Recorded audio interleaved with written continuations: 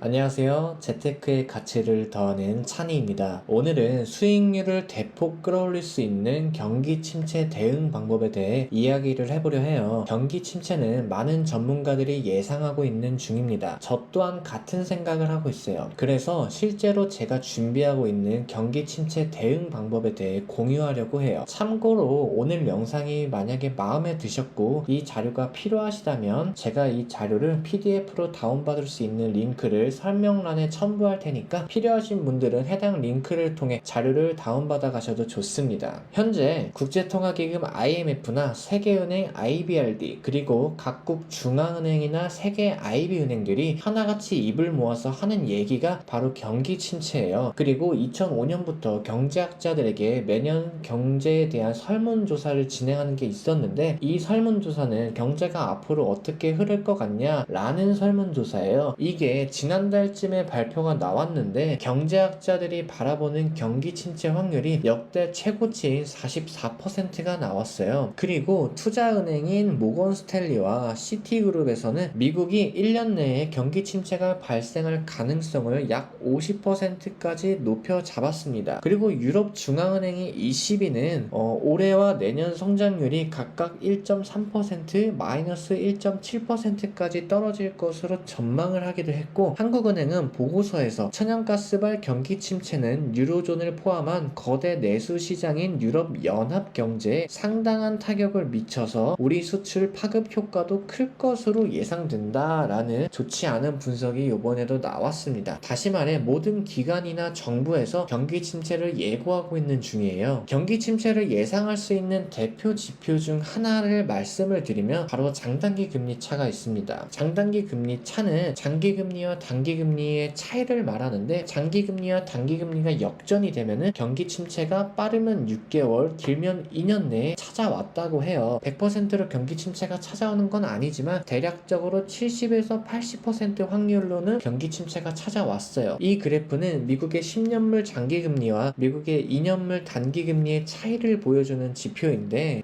이 그래프가 아래로 하락하면은 10년물 금리와 2년물 금리의 금리 차가 적어진다는 거예요. 그리고 0% 아래로 하락을 하면은 이게 역전이 된 겁니다. 현재 미국의 장단기 금리 역전이 며칠째 이어오는 중이고 최근 4월 달에도 역전이 한 번 됐었어요. 2000년부터 현재까지 미국의 장단기 금리 역전 현상이 발생한 거는 크게 3번 정도 있었는데 2000년 장단기 금리 역전 이후 현재가 가장 큰 폭을 보여주고 있어요. 2008년도 금융위기 전에 일어났던 장단기 금리 역전 폭보다 현재가 조금 더 높은 폭을 보여주고 있습니다. 이 외에도 다양한 지표들이 경기 침체를 예고하고 있어요. 제 블로그에 오시면은 제가 계속해서 경기 침체에 대한 이야기를 하고 있고 이에 대응할 수 있는 방법들도 함께 이야기를 하고 있습니다. 그래서 조금 더 자세하게 알고 싶은 분들은 제가 설명란에 제 블로그 링크 같이 남겨놓을 테니까 제 블로그에 들어와서 이 글을 읽으셔도 큰 도움이 되실 거예요. 그럼 이쯤에서 그래서 네가 생각하는 대응 방법이 뭔데? 라고 물으실 수 있을 텐데요. 실제로 저는 이 방법을 9월에서 10월부터 시작할 예정입니다. 제가 준비하고 있는 경기 침체 대응 방법은 바로 채권이에요.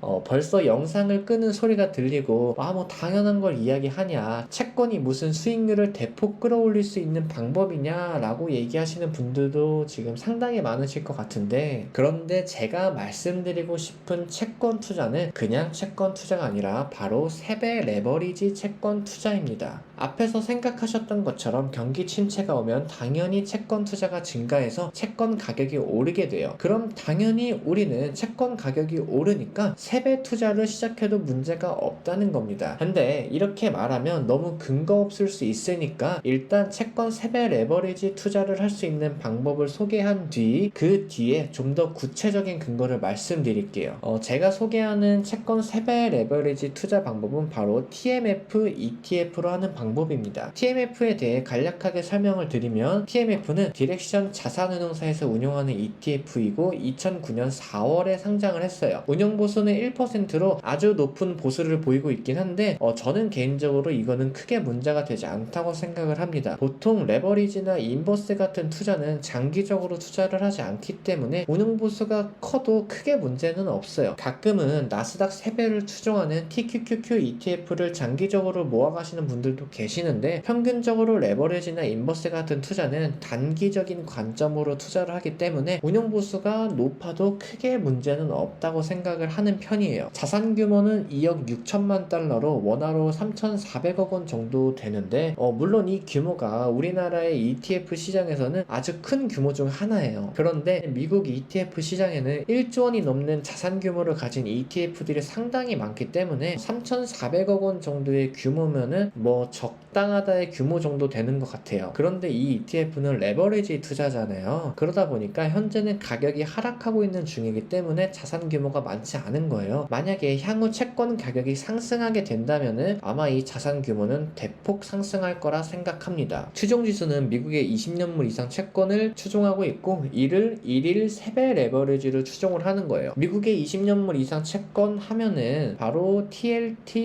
ETF가 떠오르실 겁니다. 그러니까 TMF ETF는 TLT가 1% 오르면은 3% 오르는 ETF라고 생각을 하시면 돼요. 물론 TLT가 1% 오른다고 TMF가 무조건 3%가 오르는 건 아닌데, 그냥 쉽게 이렇게 생각하셔도 된다는 거예요. TMF 소개는 여기까지 하고, 이제 제가 무슨 근거로 채권 가격이 오르는지에 대해 이야기하는지 이에 대해 설명을 도와드릴게요. 저는 제가 생각하는 경기 침체 시나리오가 있는데, 만약 이 시나리오대로 흘러간다면 99% 확률로 경기 침체가 온다고 생각을 하고 있어요. 물론 99%라는 확률은 저의 기준인 거지 실제로 발표된 수치는 아니에요. 제가 생각하고 있는 시나리오는 세 가지로, 첫 번째 물가 급등, 두 번째 금리 인상, 세 번째 물가 하락, 이렇게 있어요. 이 시나리오가 1번, 2번, 3번 순서대로 흘러야지 저는 경기 침체가 온다고 생각을 하고 있습니다. 그렇다면 하나씩 살펴봐야 되겠죠. 첫 번째 시나리오는 물가 급등입니다. 최근 발표된 미국의 소비자 물가 지수는 40여 년 만에 처음인 9.1%라는 수치가 발표됐어요. 40년 정도라고 하면은 2030 세대인 우리는 처음 보는 수치일 거예요. 그리고 미국은 21년 말부터 현재까지 크게 물가가 오르고 있는 중입니다. 이 외에도 유럽은 8.6%, 영국은 9.1%, 한국은 6%의 물가 상승률을 보이고 있고, 일본도 2.5%의 물가 상승률을 보이고 있어요. 그런데 일본 물가 상승률을 보면은 애게 2.5% 이런 생각을 할 수도 있는데, 일본은 대표적인 디플레 국가입니다. 십수년간 월급도 물가도 오르지 않은 나라였어요. 그런데 현재 그런 일본도 물가가 오르고 있는 중이라는 겁니다. 이 외에도 캐나다 7.7%, 독일 7.6%, 브라질 11.89%, 스리랑카 54.6%, 터키 78.62%, 아르헨티나 55.1%로 아주 높은 물가 상승률을 보이고 있어요. 그러니까 현재 첫 번째 시나리오인 물가 급등이 들어맞고 있는 중이에요. 그리고 두 번째 시나리오인 금리 인상이 있습니다. 많은 분들이 아시는 것처럼 현재는 전 세계적으로 금리가 빠르게 오르고 있는 중이에요. 미국은 7월에 있을 FOMC 회의에서 0.75%포인트 금리 인상이 거의 확실해졌습니다. 특히나 미국은 올해 3월까지만 해도 제로금리에 가까운 금리를 보여줬는데, 올해 말까지 3%가 넘는 금리 인상을 보일 것으로 지금 예상되고 있는 중이에요. 그리고 캐나다는 G7 국가 중에서 처음으로 1%포인트 금리 인상을 결정을 하였고, 한국은행 또한 사상 처음으로 0.5%포인트 금리 인상을 단행했습니다. 그럼 두 번째 시나리오까지 맞아 들어가고 있는 중이에요. 마지막으로 세 번째 시나리오인 물가 하락이 있습니다. 물가가 이렇게 오르는데 무슨 물가 하락이냐 이렇게 이야기하실 수도 있을 텐데요. 결론부터 말씀을 드리면 물가는 이미 하락하고 있습니다. 미국의 근원 소비자 물가 지수를 보면은 대략 4월부터 현재까지 계속해서 하락하고 있는 중이에요. 근원 소비자 물가 지수라 하면은 변동성이 높은 원유와 식품을 제외한 값입니다. 그러니까 근원 소비자 물가 지수가 하락한다는 것은 원유와 식품을 제외한 다른 물가는 이미 하락하고 있다는 뜻이 돼요. 이를 반대로 생각하면은 원유와 식품 가격이 하락하게 되면은 물가는 더더욱 하락할 가능성이 높아진다는 겁니다. 그런데 최근 WTI 국제 유가 선물 지수를 보면은 지난 6월부터 현재까지 계속해서 우하향 곡선을 보이고 있어요. 물론 중간중간 이렇게 상승하기는 했지만 꾸준한 우하향 모습을 보이고 있다는 중이라는 거예요. 그리고 CRB 지수라고 있는데, CRB 지수는 대표적인 원자재들을 하나로 묶은 가격 지수라고 생각을 하시면 돼요. CRB 지수는 실제로 실제로 5월 말부터 현재까지 꾸준하게 하락하고 있는 모습을 보이고 있습니다. CRB 지수에서 가장 큰 비중을 차지하고 있는 게 에너지와 식품이에요. 에너지는 39%를 차지하고 있고 식품은 41%를 차지하고 있는데, 이 지수가 하락한다는 의미는 에너지와 식품이 꾸준하게 하락하고 있는 것과 같다는 이야기입니다. 실제로 과거 자료를 보면 제가 말한 것과 같은 패턴이 그려지는데, 이 그래프는 1960년대부터 현재까지 미국의 소비자 물가 지수를 보여주는 그래프예요. 이 파란 색깔 선이 소비자 물가 지수이고, 여기 보이는 회색 음영 구간 있죠? 이 부분들은 경기 침체를 뜻합니다. 이 그래프에 보이는 것처럼 이렇게 미국의 소비자 물가 지수가 급등하게 되면은 바로바로 경기 침체가 따라왔어요. 2000년도에 물가가 급등했을 때도 닷컴 버블이라는 위기가 왔었고, 2006년도에 물가가 급등했을 때도 2008년도 금융위기가 찾아왔습니다. 그리고 이거를 기준금리와 함께 다시 살펴보면은 이 파란 색깔 선이 미국의 소비자 물가 지수고, 노란 색깔 선이 미국의 기준금리예요. 그리고 여기 빨간 색깔,